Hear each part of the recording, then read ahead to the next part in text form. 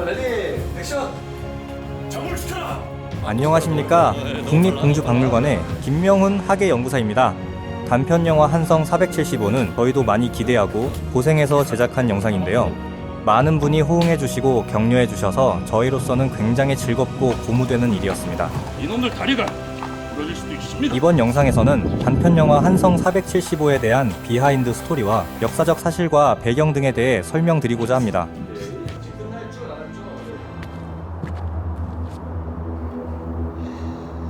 달사.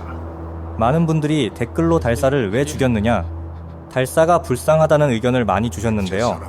달사가 죽임을 당하는 이 장면은 백제군의 사기를 꺾는 것과 동시에 제증걸루의 각오를 보여주기 위한 장면이었습니다. 고구려로 망명한 제증걸루로서는 자신의 결기와 각오를 보여줄 계기가 필요했고, 이때 희생양으로 선택된 자가 바로 달사였습니다. 아울러 속전속결로 끝내야 하는 공성전이라는 최악의 상황에서 고구려군을 독려하기 위한 의미도 담겨 있지요.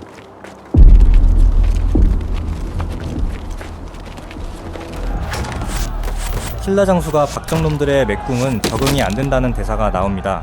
백제와 고구려가 싸우는데 신라장수가 왜 등장하는지 궁금해하실 분도 계실 텐데요. 먼저 말씀드리자면 신라장수 거진은 가상의 캐릭터입니다. 거진을 등장시킨 배경에는 백제와 신라의 군사동맹이 있었습니다. 백제와 신라가 군사동맹을 맺고 서로 원군을 보낼 정도라면 이들 사이에는 연락장교와 같은 역할을 했을 누군가가 있었을 것이라 상상해 보았습니다. 신라 장군 거진은 이런 고민 끝에 나온 캐릭터였습니다. 그리고 신라군이 곧 올 거라는 거진의 외침은 공성전의 핵심을 단적으로 설명해주는 대사라고 생각합니다. 대부분의 공성전은 방어자 입장에서 볼 때 외부에서 지원군이 온다는 전제하에 성 안에서 끝까지 버티는 전략이 주를 이룹니다. 즉, 버티더라도 버틸 이유와 근거가 필요하다는 겁니다. 그런 의미로 고구려 장수왕의 한성 직공 작전은 백제 입장에서는 치명적인 작전이었을 겁니다. 압도적인 물량을 동원한 기습 공격, 그리고 전략적 우위를 모두 차지한 상황에서 고구려의 장수왕은 승부수를 띄운 겁니다. 장수왕 입장에서는 신라의 원병은 예상할 수 있는 상수였고 분명 대책도 있었을 겁니다. 그럼에도 불구하고 배후에 있는 1만 명의 신라 원군은 침공 당사자인 장수왕에게 부담이 되었을 겁니다. 반대로 농성을 하는 백제군에게 있어 신라의 원군은 끝까지 버틸 수 있는 이유였을 겁니다. 국경에 준비해놨던 원군을 부르러 갔나 보군. 활과 화살에 대한 많은 댓글들을 남겨주셨는데요. 빠르게 지나가서 잘 보이지는 않았지만 사실 한성 475에는 여러 종류의 화살촉이 등장합니다. 다양한 삼국시대의 화살촉을 보여주기 위해 저희는 출토된 화살촉 유물들을 토대로 화살촉을 다시 제작하였습니다.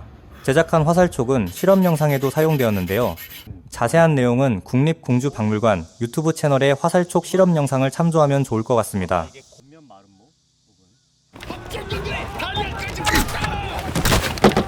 실제 역사에서 백제는 대나무인 죽시를 사용했고 고구려는 광대싸리로 만든 호시로 화살을 만들어 사용했다고 합니다. 영상에서는 잘 티가 나지 않습니다만 자세히 보시면 고구려군이 발사하는 화살대의 색깔과 백제군이 쏘는 화살대 색깔이 조금은 차이가 납니다. 이렇게 각자 다른 종류의 화살대를 사용한 이유는 백제와 신라는 대나무가 자라기 적합한 기후와 토양을 가지고 있었지만 고구려는 대나무 생장 환경에 적합하지 않았기에 광대싸리로 만든 호시를 사용했었던 것 같습니다. 촬영 때마다 고구려군과 백제군의 화살을 매번 바꿔가며 썼던 모습이 기억에 남습니다. 한성 475에서 등장하는 바둑신은 사실상 한성 전투의 모든 것을 상징적으로 보여주는 장면인데요. 그동안 계로왕은 바둑에 빠져 국정을 망친 남군이란 이미지가 강했습니다. 하지만 계로왕은 즉위 이후 21년 동안 고구려를 상대하기 위해 고군분투했었습니다. 이걸 설명하기 위해 바둑판 위에 당시 정세를 담고자 노력했었는데요. 계로왕이 바둑에 빠진 게 아니라 바둑판 위에 정치를 그렸다고 표현해보고 싶었습니다. 계로왕 시절에는 17줄의 바둑판을 사용했기 때문에 기성품으로 제작된 현대의 바둑판을 사용할 수는 없었습니다. 그래서 이 역시 자체적으로 제작을 하게 됐는데요. 바둑판의 경우 일본 정창원에 소장된 목화 자단기국을 모태로 제작을 했습니다. 제작진이 자개로 바둑줄을 하나하나 만드느라 고생했다고 합니다. 바둑 기보의 경우는 조현우 프로에게 부탁드렸습니다. 당시 계로왕 시절의 국내외 정세를 조현우 프로에게 설명드리고 이를 토대로 꽃놀이패, 자충수, 묘수, 승부수 등 각각의 상황에 맞게 대국이 진행될 수 있도록 기보를 만들어 주셨는데요. 화면 속 장면은 계로왕이 묘수라고 생각해 수를 뒀지만 다음 수에 자충수로 무너지는 기보입니다. 계로왕이 흑도를 쥐었는데 124수 만에 불개패를 당하게 기보를 만들었습니다. 이 자리를 빌려 기보를 만들어주신 조현우 프로에게 다시 한번 감사의 인사를 전합니다. 기록에는 고구려 군이 7일간 북성을 공격하여 성을 함락한 후 다시 남성을 공격해 성문을 불태웠다고 나옵니다. 아이러니한 건 발굴 조사해본 결과 몽촌토성, 그러니까 남성에서는 화재 흔적을 아직 발견하지 못했고 오히려 풍납토성의 내 외부에서 화재 흔적을 발견했습니다. 역사 기록과는 상충되는 부분이었지만 북성이 됐든 남성이 됐든 고구려가 화공을 펼쳤을 가능성이 높았다는 걸 확인할 수 있습니다. 여담이지만 영상을 만들면서 전투의 주무대가 되는 풍납토성의 재현을 위해 공을 들였습니다. 풍납토성은 말 그대로 석성이 아닌 흙을 다져 만든 토성인데요. 동성벽과 서성벽 발굴 사례를 참조하여 제작했고 사선 구조의 큰 돌기단과 전면 즙석, 즉 성이 외벽에 무수히 밝혀있는 돌들을 표현하여 당시 풍납토성의 외관을 보여주고자 노력했습니다. 몸을 준비하라. 고구려군이 접근해오자 백제군이 그 대응책으로 노를 꺼내드는 장면이 나오는데요. 노는 쇠뇌, 즉 기계식 활을 뜻합니다. 노는 중국을 비롯해 삼국에서도 사용했던 무기입니다. 고구려의 무덤인 덕흥리 고분에 그려진 고분 벽화를 보면 말을 타고 노를 들고 있는 기병의 모습을 확인할 수 있습니다. 그 옆에는 짧은 글귀가 함께 적혀 있는데요. 해석하면 개헌령이 쇠뇌를 들어 올렸다 라고 적혀 있습니다. 백제 또한 비유왕 시절에 송나라에 국서를 보내며 노의 한 종류인 요노를 요청했고 송나라의 태조는 이를 모두 들어주었다는 기록이 나옵니다. 또한 고구려의 평원왕 때 기록을 살펴보면 중국의 스파이를 파견해 중국의 노 기술을 확보했다는 내용이 나옵니다. 이 사건으로 수나라와 외교 문제로까지 비화한 걸 보면 당시 노라는 무기가 가지는 위상을 확인할 수 있습니다. 한성 475에는 여러 종류의 갑옷이 등장합니다. 영상을 기획할 때부터 갑옷 제작에 대한 문제는 저희로서는 큰 도전이자 가장 먼저 해결해야 할 큰 과제였습니다. 이번 한성 475에서 갑옷 제작을 담당했던 조성준 작가님의 말씀을 잠시 들어보겠습니다. 여러 가지 많이 신경을 썼는데 그 중에서는 이제 두 가지를 좀 특히 신경을 많이 썼던 것 같아요. 첫 번째는 이제 각 나라별의 피하 식별, 그리고 두 번째로는 웬만한 미디어 업체에서 재현하지 못한 요차를 조금 더 신경 써서 제작을 했습니다.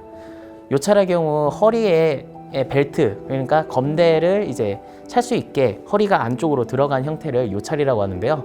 그 요찰이 미디어에서는 잘 구현이 되지 않아 이번 한성 475를 통해서 한번 표현해보고 싶어서 많은 고민을 했던 기억이 나네요.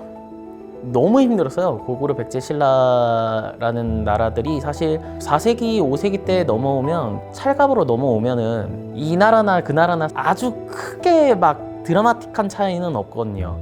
예를 들어 고구려군 같은 경우에는 소찰주의 느낌을 조금 더 작게 만든다든가 아니면은 종장판주 같은 경우에는 조금 더 웨더링을 세게 한다든가 아니면 끈 색깔을 조금 더 붉은색으로 해서 뭔가 고구려군만의 위상 있는 느낌으로 했다면 백제 같은 경우에는 사실 5세기 갑옷 자료가 좀 많이 적습니다. 네, 그런 부분 때문에 그러니까 쉽지가 않았던 것 같아요. 부득이하게 앞세기 뒷세기를 조금 100년 단위로 좀 더 땡겨온 그런 사례도 있어서 좀 여러 가지로 고충이 좀 많긴 했습니다. 이 밖에도 계마무사 재현을 위해 마갑도 제작을 했습니다. 영상에서는 아주 짧게 지나가는데요. 태어나서 한 번도 갑옷을 입어본 적 없는 말에게 갑옷을 입히고 촬영하는 과정이 매우 힘들었다고 합니다. 이 자리를 빌려 계마무사 재현에 적극적으로 도움을 주신 한국기마문화연구소의 고성규 박사님께 감사의 말씀을 전합니다. 계로왕과 장수왕의 마지막 장면은 영상 전체를 관통하는 최종 정리와 같은 부분입니다. 한마디로 이들이 왜 한성에서 싸우게 됐는지를 정리해주는 부분이라 할 수 있습니다. 근초고왕 시절부터 시작된 백제와 고구려의 충돌, 그리고 그 과정 속에서 쌓인 감정들을 두 왕의 대화에서 표현하고자 했습니다.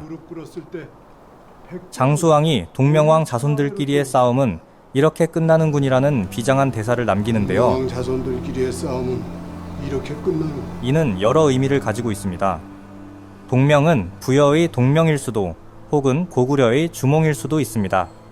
백제나 고구려나 부여에서 갈라졌고 부여를 계승했다고 말하지만 이 부분에 대해서는 의견이 분분합니다. 다만 이번 영상에서는 온조와 비류가 고구려로부터 남하에 백제를 건국했다는 삼국사기의 기록을 인용해 풀어내봤습니다. 만수무강하십시오.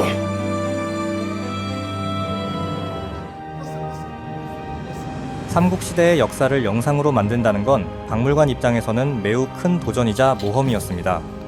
고대사의 경우 역사적 기록이나 출토되는 유물이 제한적이기에 이를 영상으로 재현하기란 매우 어려운 게 사실입니다. 배경이 되는 북성의 성벽 표현 방식부터 고구려, 신라, 백제의 갑옷과 무기, 심지어는 조우관의 깃털 종류와 크기까지 고민했던 기억이 납니다. 이런 고민에 함께 동참해주신 여러 자문위원님들과 배우분들, 스태프들의 노력이 있었기에 한성 475가 나올 수 있었던 것 같습니다. 다음번엔 보다 좋은 콘텐츠로 다시 찾아뵐 수 있도록 노력하겠습니다.